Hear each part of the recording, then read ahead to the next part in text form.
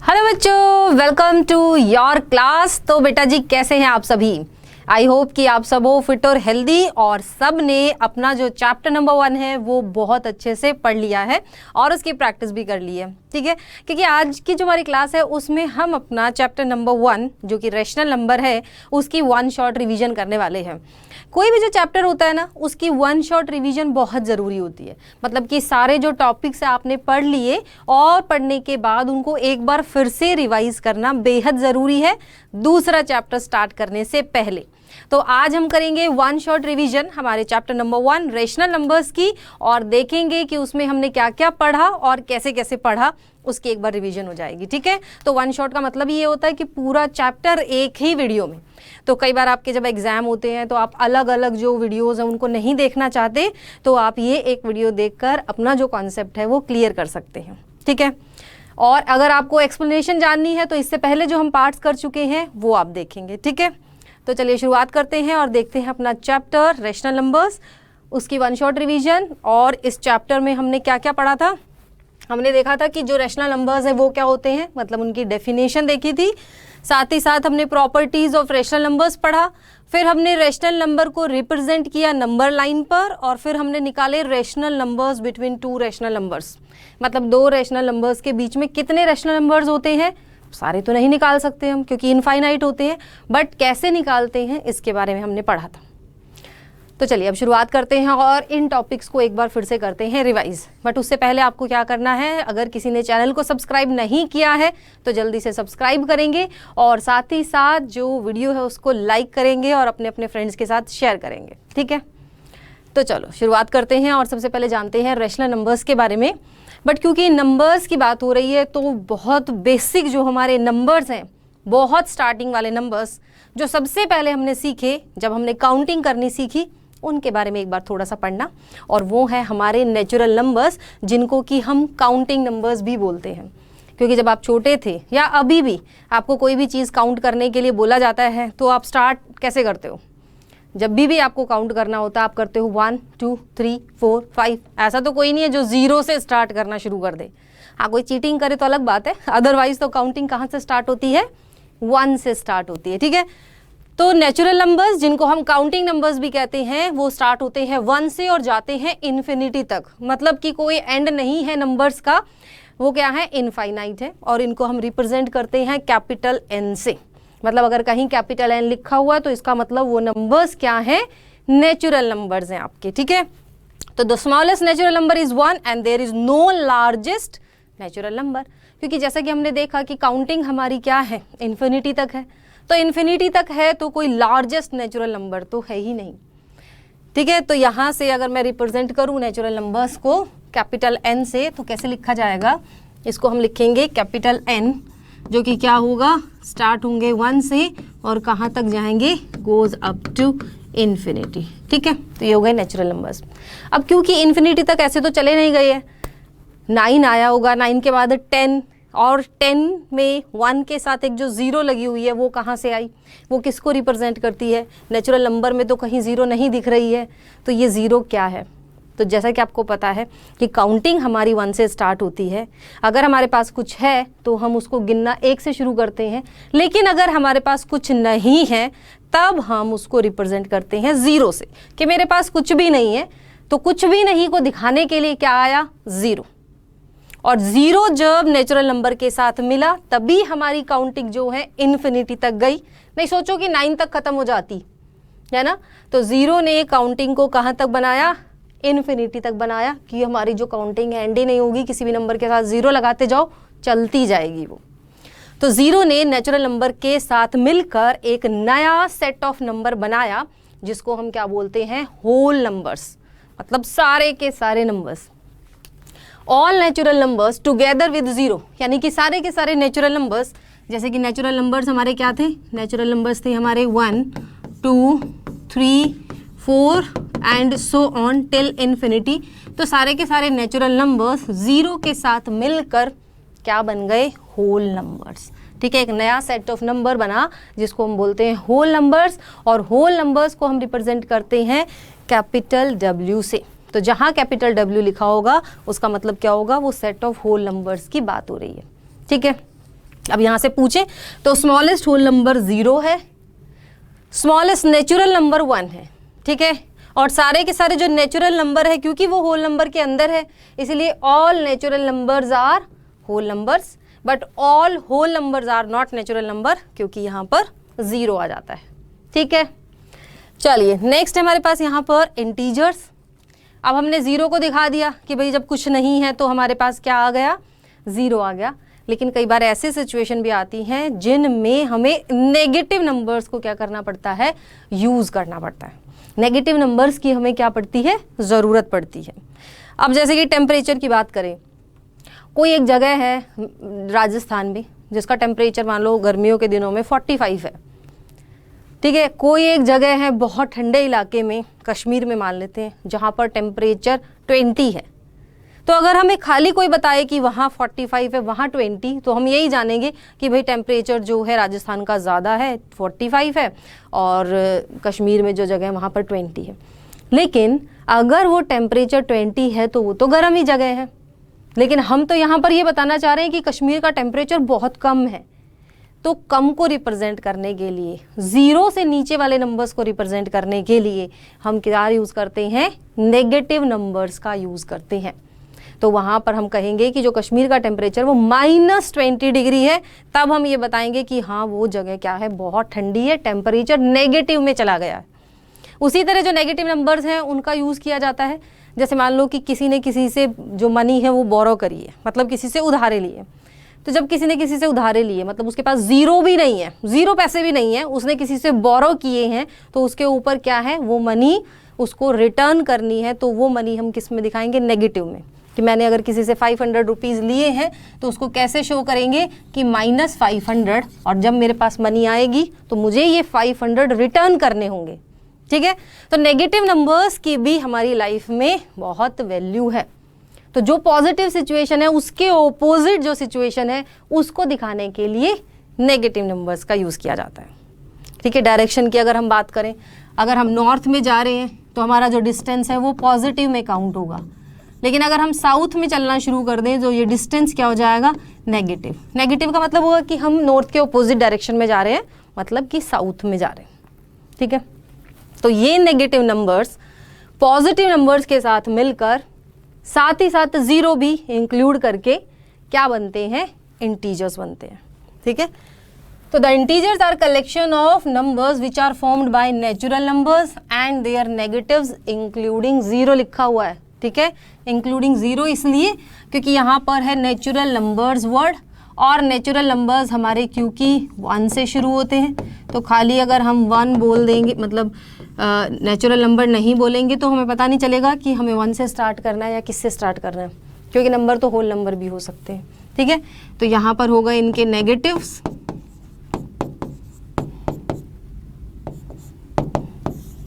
और इंक्लूडिंग 0, तो बीच में क्या लगा दें हम, 0 और लगा देते हैं। तो जितने भी नेचुरल नंबर्स हैं वो उनके नेगेटिव्स 0 के साथ मिलकर क्या बनाते हैं, इंटीजर्स बनाते हैं। और इसके बारे में आप अपनी 6th में 7th में पढ़ चुके हो। हमारा जो टॉपिक है वो है रैशनल नंबर्स। रैशनल नंबर्स होते हैं अलग टाइप के नंबर्स जो देखने में कहीं ना कहीं आपको फ्रैक्शंस की तरह ही लगते हैं, लेकिन कुछ डिफरेंट होते हैं। क्या डिफरेंट होते हैं, वो ये होते हैं कि इनको भी हम फ्रैक्शनल जो फ्रैक्शंस होते हैं उनकी तरह न्यूमरेटर और डिनोमिनेटर की फॉर्म में लिखते हैं, बट जो न्यूमरेटर में नंबर है और डिनोमिनेटर में नंबर है वो हमारे क्या होते हैं, इंटीजर्स होते हैं। मतलब they can be negative also, और डिनोमिनेटर जो है वो 0 नहीं होना चाहिए रैशनल नंबर्स के केस में, ठीक है। तो a number is called rational if it can be expressed in the form of p by q, where p and q are integers, जहाँ p और q इंटीजर्स हो, 0 से बड़े हो। इट इंक्लूड ऑल द, मतलब q is not greater than 0, और you can say कि q should not be equal to 0, 0 से बड़ा होना चाहिए, 0 के बराबर नहीं होना चाहिए q। तो all natural numbers, whole numbers and integers, they all are rational numbers. कैसे, जैसे हमने कोई एक नेचुरल नंबर लिया 1, अब आप कहोगे तो ये तो p by q फॉर्म में नहीं है, न्यूमरेटर और डिनोमिनेटर की में, लेकिन बेटा जी हर एक नंबर के नीचे हम 1 लगा सकते हैं, तो ये बन गई p by q फॉर्म, ऐसे ही होल नंबर ले लो, जैसे 0 ले लिया, 0 के नीचे भी 1 लिख सकते हैं, 0/1 हो गई p/q फॉर्म। इंटीजर्स में नेगेटिव इंटीजर ले लो, उसके नीचे 1 लगा दो, हो गई p/q फॉर्म। तो जितने भी नेचुरल नंबर्स हैं, जितने भी होल नंबर्स हैं, जितने भी इंटीजर्स हैं, वो सब क्या हैं, रैशनल नंबर्स भी हैं। ठीक है, तो यहाँ पर ये सारे रैशनल नंबर्स हो गए। और अगर हम बात करें 0 की, तो yes 0 is also a rational number. और जितने भी रैशनल नंबर्स होते हैं सबके रेसिप्रोकल भी एग्जिस्ट करते हैं 0 का छोड़ के, क्योंकि 0 का जो रेसिप्रोकल है वो 1/0 हो जाएगा। और 1/0 को हम क्या लिखते हैं, नॉट डिफाइंड। ये क्या हो जाता है, नॉट डिफाइंड। तो हर एक नंबर का रेसिप्रोकल एग्जिस्ट करेगा बट 0 का नहीं करेगा। ठीक है, तो कोई आपसे पूछे कि क्या नेचुरल नंबर रैशनल नंबर्स हैं, yes. Whole numbers, yes. Integers, yes. 0, yes. सारे के सारे क्या हैं, रैशनल नंबर्स हैं। ठीक है, तो अगर हम यहाँ से देखें हमारा एक छोटा सा चार्ट, और उस चार्ट में हमारे पास क्या है, ज़रा ये देखो, यहाँ पर बनाकर बताया हुआ है कि हमारे जो नेचुरल नंबर्स हैं वो कहाँ से स्टार्ट होते हैं, rational number natural number start होते हैं 1 से, उसमें फिर 0 आ जाता है तो होल बन गए, और उसमें फिर नेगेटिव भी शामिल हो गए तो इंटीजर्स, और ये सारे के सारे किसके अंदर आ गए, रैशनल नंबर्स। ठीक है, तो एक बड़ा सा बैग है, उसमें एक छोटी पोटली जिसमें इंटीजर्स हैं, उसके अंदर होल नंबर, और उसके अंदर क्या है, नेचुरल नंबर्स हैं। ठीक है, खजाना नंबर्स का खजाना। चलिए, उसके बाद है हमारे पास यहाँ पर रैशनल नंबर्स। जैसे कि हमने पढ़ा अभी 3 टाइप में हम इनको क्या कर सकते हैं, कैटेगराइज कर सकते हैं, डिवाइड कर सकते हैं। कौन कौन से, पॉजिटिव रैशनल नंबर्स, 0 और नेगेटिव रैशनल नंबर्स। ठीक है, जैसे इंटीजर्स होते हैं ना, पॉजिटिव इंटीजर्स, नेगेटिव इंटीजर्स, 0, ऐसे ही हमारे पॉजिटिव रैशनल नंबर्स भी होते हैं, नेगेटिव रैशनल नंबर्स भी होते हैं, और 0 तो है ही एक रैशनल नंबर। ठीक है, तो पॉजिटिव रैशनल नंबर्स क्या हुए, a rational number which is said to be positive if its numerator and denominator both are of same sign। ये ध्यान रखना है, जब न्यूमिरेटर और डिनोमिनेटर दोनों क्या हो, सेम साइन के हों, तब हम उनको क्या बोलते हैं, पॉजिटिव रैशनल नंबर। ठीक है, क्या बोलते हैं, positive rational number. Positive rational number. और पॉजिटिव रैशनल नंबर में P और Q, p/q जो होगा, दोनों ही सेम साइन के रहेंगे। ये मत सोचना कि दोनों पॉजिटिव होंगे, आइदर बोथ आर पॉजिटिव और बोथ आर नेगेटिव, दोनों पॉजिटिव या फिर दोनों ही नेगेटिव। तो ये भी पॉजिटिव रैशनल नंबर है, और अगर मैं ऐसे लिखूं -p/-q, तो ये भी एक पॉजिटिव रैशनल नंबर ही है। ठीक है, और देखिए तो जैसे 2/3 लिखा, पॉजिटिव रैशनल नंबर है, -2/-3 लिखा, पॉजिटिव रैशनल नंबर है, 5/6 लिखा, पॉजिटिव रैशनल नंबर है, -5/-6 लिखा, पॉजिटिव रैशनल नंबर है। ठीक है, यहाँ तक पता चला। चलिए, नेक्स्ट है हमारे पास नेगेटिव रैशनल नंबर। नेगेटिव में क्या करना है, a rational number is said to be negative if any of its numerator और डिनोमिनेटर इज नेगेटिव। मतलब ये है कि जब हमारा या तो न्यूमिरेटर या फिर डिनोमिनेटर कोई एक क्या हो, नेगेटिव हो, तब हम उसको क्या कहेंगे, नेगेटिव रैशनल नंबर। एग्जाम्पल के तौर पे अगर हम देखें तो -5/6 negative rational number, 4/-3 negative rational number, और ये जो ऊपर है ना, ये साइन कई बार ऐसे बीच में भी आ जाता है, तो 4/7 ये भी क्या हो जाएगा, नेगेटिव रैशनल नंबर। ठीक है, ऊपर जो होता है हमारा साइन या नीचे साइन हो, उसको हम बीच में लगा सकते हैं क्योंकि वो नेगेटिव रैशनल नंबर को ही रिप्रेजेंट कर रहा है। ठीक है, लेकिन ये मत सोचना कि ये जो साइन है या ये जो साइन है इसको हम नीचे लगा सकते हैं। नीचे लगाने के लिए हमें इसको क्या करना पड़ेगा, माइनस से मल्टीप्लाई करना होता है। माइनस से मल्टीप्लाई करेंगे तो ऊपर वाला पॉजिटिव हो जाएगा, फिर साइन कहाँ आ जाएगा, नीचे आ जाएगा। ठीक है, लेकिन इसका मतलब भी नेगेटिव है, इसका मतलब भी नेगेटिव है, और इसका मतलब भी क्या है, नेगेटिव है। ठीक है, चलिए नेक्स्ट है हमारे पास यहाँ पर 0 is neutral value, it is neither negative nor positive. जैसे इंटीजर में हमने पढ़ा था ना कि 0 ना ही पॉजिटिव है ना ही नेगेटिव, तो रैशनल नंबर में भी 0 ना ही पॉजिटिव है ना ही क्या है, नेगेटिव है, ठीक है, न्यूट्रल है। आपने कभी भी जीरो को ऐसे नहीं देखा होगा मैथ्स की बुक में +0 -0, ठीक है, क्योंकि जब हमारे पास कुछ है ही नहीं तो उसमें फिर प्लस माइनस का कोई मतलब नहीं है कि थोड़ा सा जीरो या ज़्यादा जीरो, जीरो जीरो ही होता है, मतलब नहीं है तो नहीं है, उसमें फिर थोड़ा नहीं है या ज़्यादा नहीं है वो वाली कंडीशन नहीं आती। थोड़ा है तो फिर 1 से ही स्टार्ट हो जाता है कि -1 -2 -3, ज़्यादा है तो +1 +2 +3 इस तरह से, बट नहीं का मतलब बिल्कुल नहीं, मतलब ज़ीरो। तो zero is neither positive nor negative, ना ही पॉजिटिव है ना ही वो नेगेटिव है। हाँ, ऐसा ज़रूर है इंटीजर्स की तरह, जैसे हमने पढ़ा था कि ज़ीरो हो ऐसे बीच में तो पॉजिटिव सारे राइट साइड में और नेगेटिव सारे लेफ्ट साइड में, ठीक है। राइट पॉजिटिव जो हैं वो हमेशा राइट होते हैं, इससे आप याद कर सकते हो, पॉजिटिव जो हैं वो हमेशा राइट होते हैं, जो नेगेटिव होते हैं वो रॉन्ग होते हैं। अब आप यहाँ रॉन्ग मत लिख देना, यहाँ पर लिख देना लेफ्ट। नेगेटिव होते हैं ना जो उनको लेफ्ट आउट कर देते, निकाल देते, चलो नेगेटिविटी मत फैलाओ, साइड में रहो। पॉजिटिव को ही सारे रखते हैं, पॉजिटिव्स आर ऑलवेज राइट, मतलब थोड़ा सा कनेक्ट करने के लिए, याद रखने के लिए, ठीक है।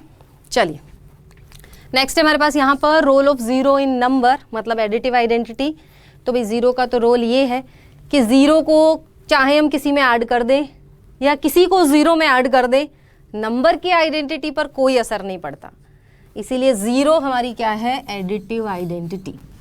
जैसे मैंने 5 लिखा, 5 में ज़ीरो ऐड किया, या मैंने ज़ीरो लिख के उसमें 5 ऐड किया, आंसर तो 5 ही आना है। यानी कि एक नंबर हमने ज़ीरो लिया और उसको ऐड भी कर दिया, लेकिन ओवरऑल रिजल्ट पे कोई असर नहीं पड़ा, तो उसको क्या बोलेंगे, एडिटिव आइडेंटिटी। कि भाई एक ऐसा नंबर जिसको ऐड करने से उस नंबर की आइडेंटिटी चेंज ही नहीं हुई, तो ज़ीरो क्या है, एडिटिव आइडेंटिटी। उसी तरह हमारे पास है मल्टीप्लिकेटिव आइडेंटिटी, मतलब कि एक नंबर जिसको अगर हम दूसरे नंबर से मल्टीप्लाई कर दें तो उस नंबर की आइडेंटिटी पर कोई असर ना पड़े, मतलब उस नंबर पे कोई असर ना पड़े, ठीक है। और मल्टीप्लिकेटिव आइडेंटिटी है हमारी 1, ठीक है। तो जैसे मान लो 5, इसको 1 से मल्टीप्लाई किया 5 ही आया, 1 को 5 से मल्टीप्लाई करो 5 ही आएगा, तो 1 हमारी क्या है, मल्टीप्लिकेटिव आइडेंटिटी। उसी तरह हमने एक और चीज़ पढ़ी थी और वो थी एडिटिव इनवर्स, कि कोई एक नंबर है उसके ऑपोजिट साइन वाला नंबर हो तो वो क्या हो जाता है, एडिटिव इनवर्स। जैसे कि नेगेटिव ऑफ अ नंबर लिखा हुआ है यहाँ पर 5/6 है, तो एडिटिव इनवर्स ऑफ 5/6 इज -5/6, ठीक है। और -6/7 हो तो एडिटिव इनवर्स ऑफ -6/7 इज -6/7, जो कि क्या बनेगा, पॉजिटिव। और जब भी एक नंबर में उसका एडिटिव इनवर्स ऐड करते हैं तो वो हमेशा ज़ीरो आता है, क्योंकि एक पॉजिटिव है एक नेगेटिव है, ज़ीरो आ जाएगा। ऐसा भी कर सकते हैं कि आपको किसी ने 5 टॉफ़ी दी, 5 की 5 छीन ली, अब पूछ रहा है कि कितनी बची तुम्हारे पास, ऑब्वियसली कितनी बचेगी, 0। तो 5/6 दी, 5/6 ले ली, ओवरऑल क्या बचा, 0 बचा। तो जब एक नंबर को उसके एडिटिव इनवर्स में ऐड कर देते हैं तो रिजल्ट क्या आता है, 0, ठीक है। नेक्स्ट है मल्टीप्लिकेटिव इनवर्स। इनवर्स का मतलब होता है उल्टा, वैसे कहें तो, क्योंकि एडिशन में भी अगर पॉजिटिव का निकालेंगे तो नेगेटिव आएगा, नेगेटिव का निकालेंगे तो पॉजिटिव आएगा, ऐसे ही मल्टीप्लिकेटिव इनवर्स है, ठीक है। मल्टीप्लिकेटिव इनवर्स का मतलब या फिर रेसिप्रोकल का मतलब होता है उल्टा, उल्टा पुल्टा, ठीक है। जैसे कि एक नंबर लें 3/7, तो मल्टीप्लिकेटिव इनवर्स ऑफ 3/7 इज 7/3, बस रिवर्स कर दो। और जब एक नंबर को उसके मल्टीप्लिकेटिव इनवर्स से मल्टीप्लाई करोगे तो आंसर 1 आएगा। ये चीज़ें ध्यान रखनी है, कब 1 आ रहा है कब 0 आ रहा है, ठीक है। ये हो जाएगा 7 1 जा 7, 7 1 जा 7, ये हो जाएगा 3 1 जा 3, 3 1 जा 3, तो आंसर 1। तो मल्टीप्लिकेटिव इनवर्स का मतलब होता है उल्टा, ठीक है, रिवर्स कर देना। नेगेटिव का करें, जैसे -6/11 है, तो इसका अगर मल्टीप्लिकेटिव इनवर्स निकालना हो 11 इज अगर ऊपर 6 है तो आप 11/-6 लिख सकते हो। साइन को पॉजिटिव नहीं करना। बहुत सारे बच्चे यहाँ पर यही गलती करते हैं, माइनस है तो इनवर्स भी कर देते हैं, इसको पॉजिटिव भी बना देते हैं। पॉजिटिव नहीं बनाना, ठीक है। कंफ्यूजन हो तो मल्टीप्लाई करके देख लेना। 11 से 11 कैंसिल, 6 से 6 कैंसिल और नेगेटिव नेगेटिव कैंसिल होकर +1 हमारा आंसर आता है। अगर ये वाला आपने पॉजिटिव कर दिया तो आंसर -1 आएगा, तो समझ जाना कि कहीं ना कहीं क्या करी है, गड़बड़ करी, ठीक है। चलिए नेक्स्ट हमारा प्रॉपर्टीज ऑफ रेशनल नंबर्स, जिसमें क्लोजर प्रॉपर्टी है, हमारे पास कॉम्यूटेटिव प्रॉपर्टी है, एसोसिएटिव प्रॉपर्टी है और distributivity of multiplication over addition है एंड सब्ट्रैक्शन है, ठीक है। इन प्रॉपर्टीज के बारे में पूरा डिटेल में हम अपने लेक्चर्स में पढ़ चुके हैं।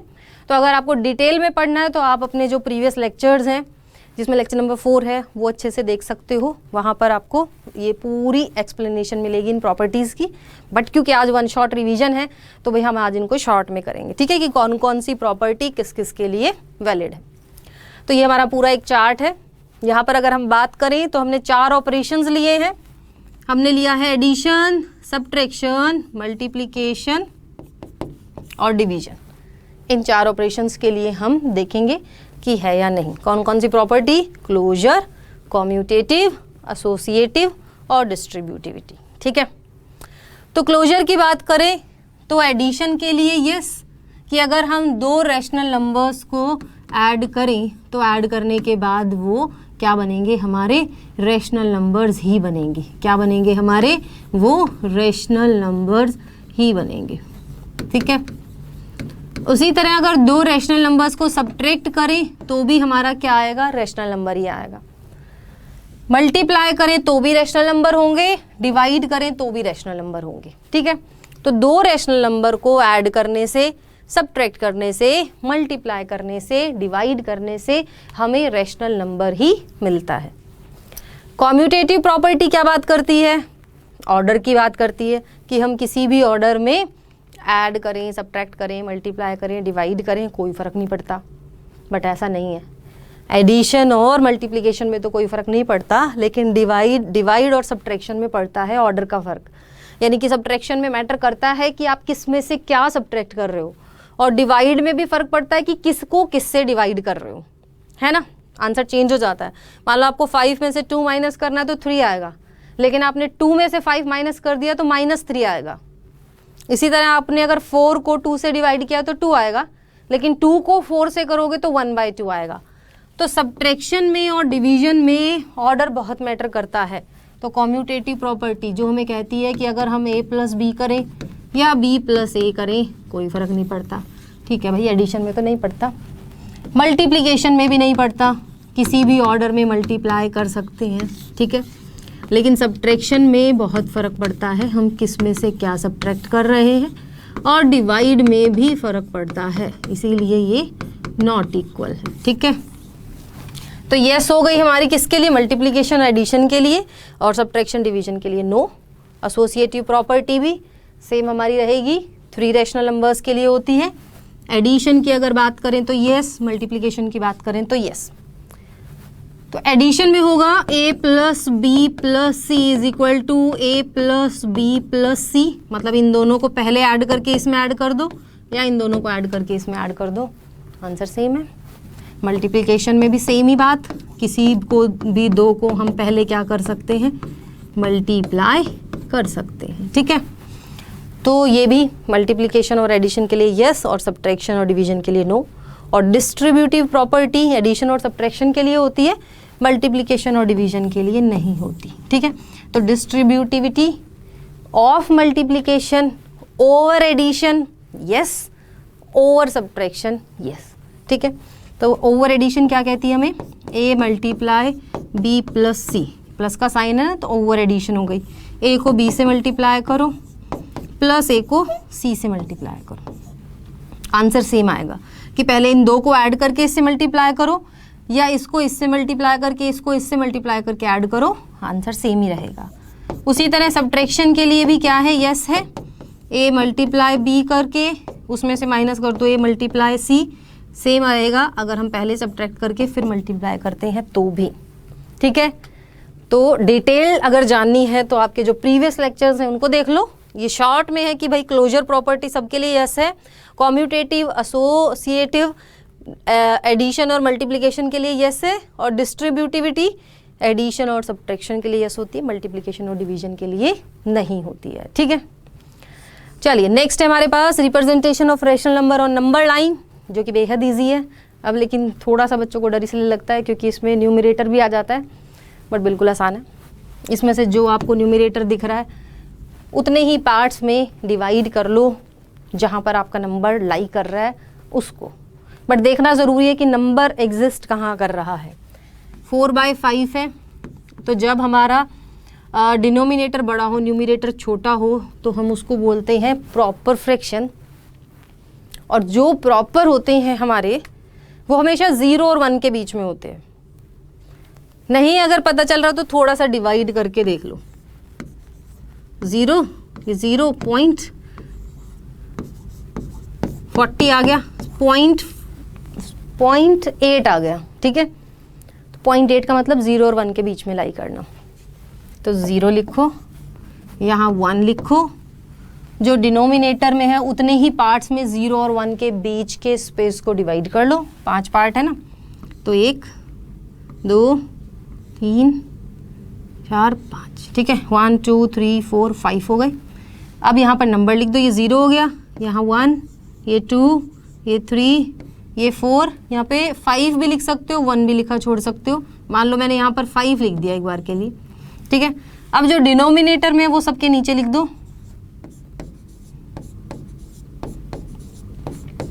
अब मैंने 5 लिखा था, तो अगर मैं 5 लिखूं तो 5 से 5 कैंसिल होके ये 1 ही आ जाएगा, इसलिए यहाँ पर 1 लिखा हुआ है। आप चाहो तो 5 लिख दो, बाद में कैंसिल होकर भी वो 1 आ जाएगा। और 0 को जब आप 5 से डिवाइड करोगे तो ये भी क्या बन जाएगा, 0 का 0 ही रहेगा। ठीक है, तो 0 और 1 पर कोई असर नहीं पड़ना। 4/5 है, तो ये आ गया 4/5। ठीक है, पॉजिटिव है तो 0 के राइट साइड में रिप्रेजेंट कर देना, नेगेटिव है तो 0 के लेफ्ट साइड में। ठीक है, उतने ही पार्ट्स में डिवाइड कर देना जितना उसका डिनोमिनेटर है, और एक बार डिवाइड करके चेक कर लेना कि किन दो नंबर्स के बीच में वो लाई कर रहा है। तो प्रॉपर तो हमेशा 0 और 1 के बीच में करेगा। इम्प्रॉपर जब आप लोगे तो वो हो सकता है किसी और के बीच में भी करे, जैसे 37 डिवाइडेड बाय आपको मान लो 5 दे रखा है, इम्प्रॉपर है ये। तो 37 को 5 से डिवाइड करो। ठीक है, 5 7 जा 35, बचेगा 2, तो हम इसको लिखेंगे 7 2/5। तो 7 2/5 का मतलब है कि ये जो हमारा नंबर है 37/5 वो 7, क्योंकि 7 होल नंबर है, और 8 के बीच में लाई करेगा।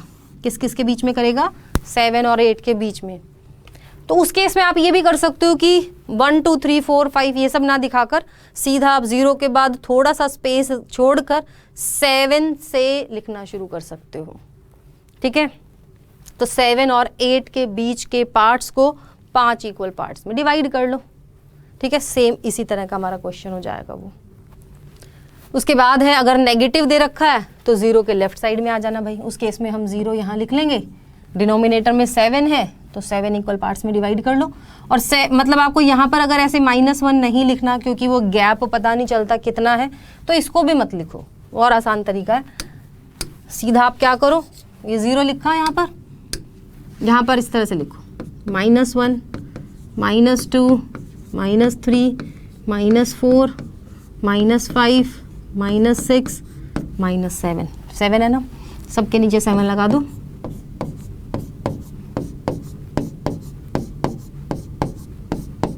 ये तो वैसे भी कैंसिल होकर हमारा क्या -1 ही बना, और ये कैंसिल होकर यहाँ पर क्या बन जाएगा 0। तो 0 और -1 के बीच में हमें नंबर दिखाना है। -1 मैंने पहले इसलिए नहीं लिखा था क्योंकि फिर बीच के पार्ट्स को इक्वल पार्ट्स में डिवाइड करना थोड़ा डिफिकल्ट हो जाता है बच्चों के लिए। ठीक है, लेकिन ये स्पेस बिल्कुल इक्वल रखना है। अब -3/7 ये रहा हमारा, हो गया नंबर लाइन पर।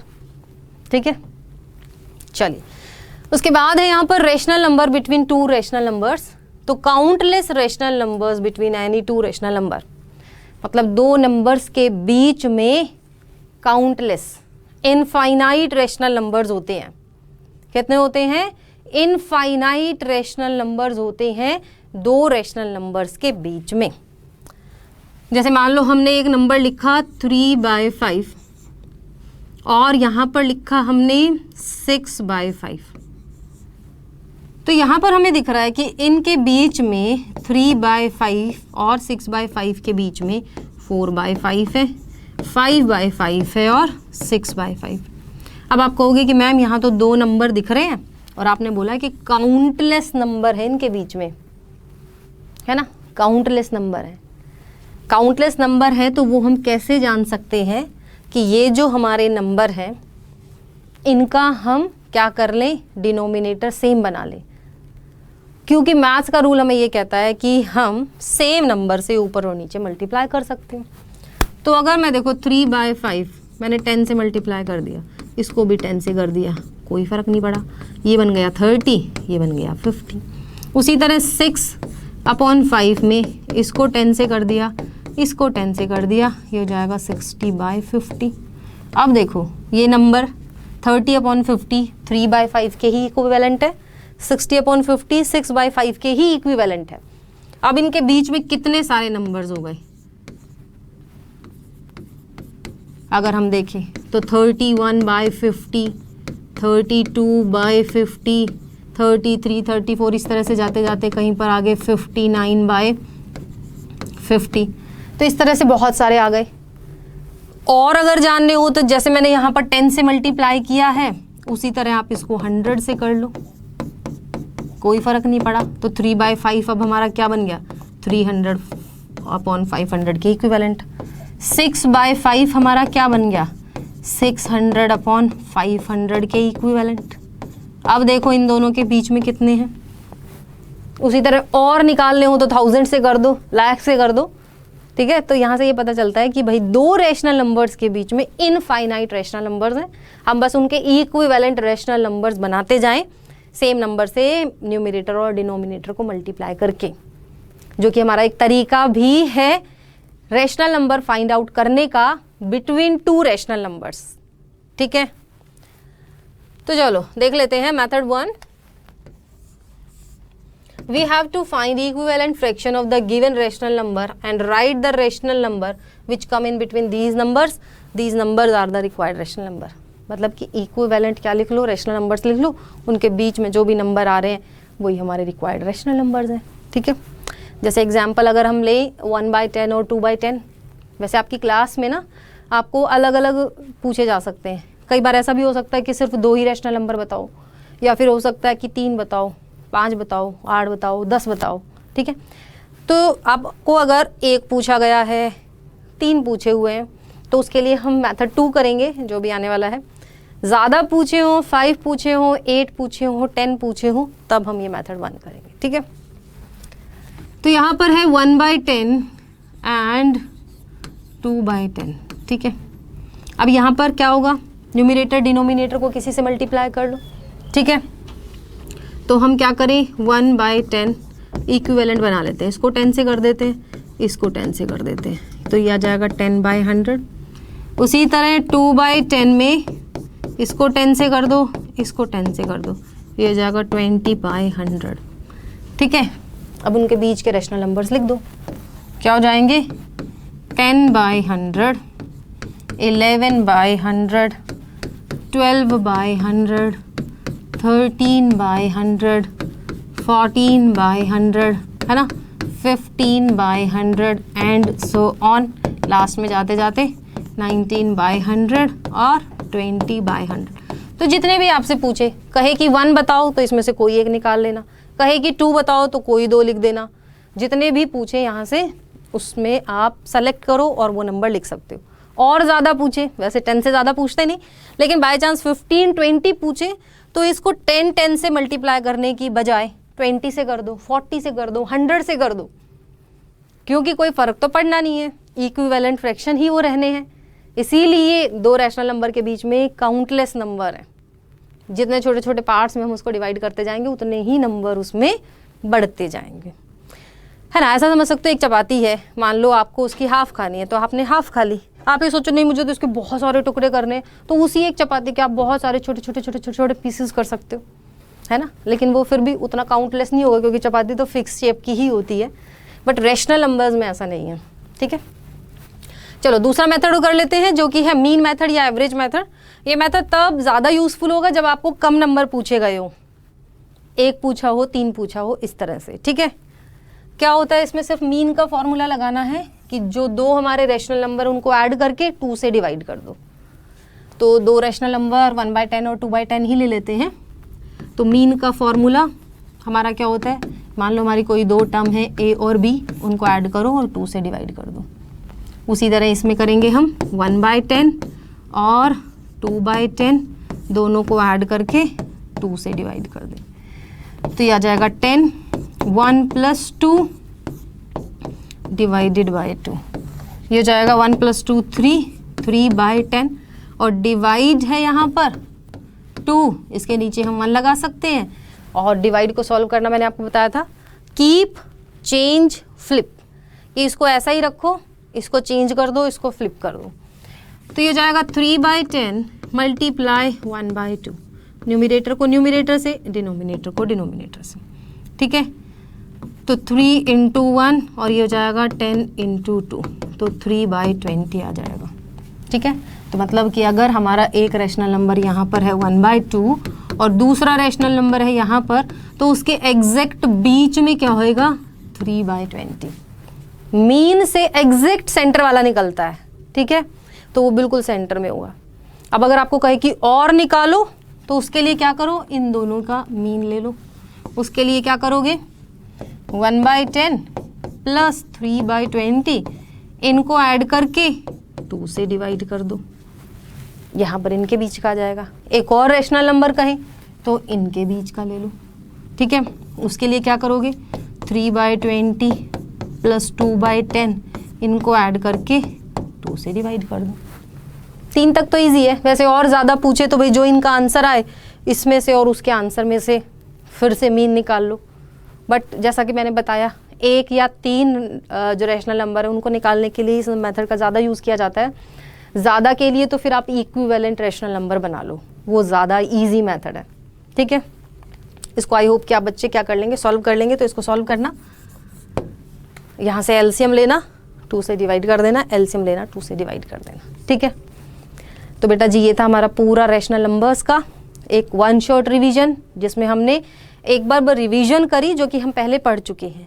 टॉपिक वाइज अगर आपको वीडियो देखनी है तो आप एक लेक्चर पर जा सकते हैं, जिसमें फर्स्ट में इंट्रोडक्शन है, फिर हमने प्रॉपर्टीज़ के बारे में पढ़ा है, नंबर लाइन पर रिप्रेजेंटेशन पढ़ी है, फिर रैशनल नंबर्स के बीच के रैशनल नंबर फाइंड आउट करे हैं। ठीक है, तो चलिए आई होप कि आपको समझ आया होगा, रिवीजन हुई होगी आपकी। और अब हम मिलेंगे अपनी अगली क्लास में। आप जुड़े रहिए हमारे साथ और साथ ही साथ करिए चैनल को सब्सक्राइब। Bye bye.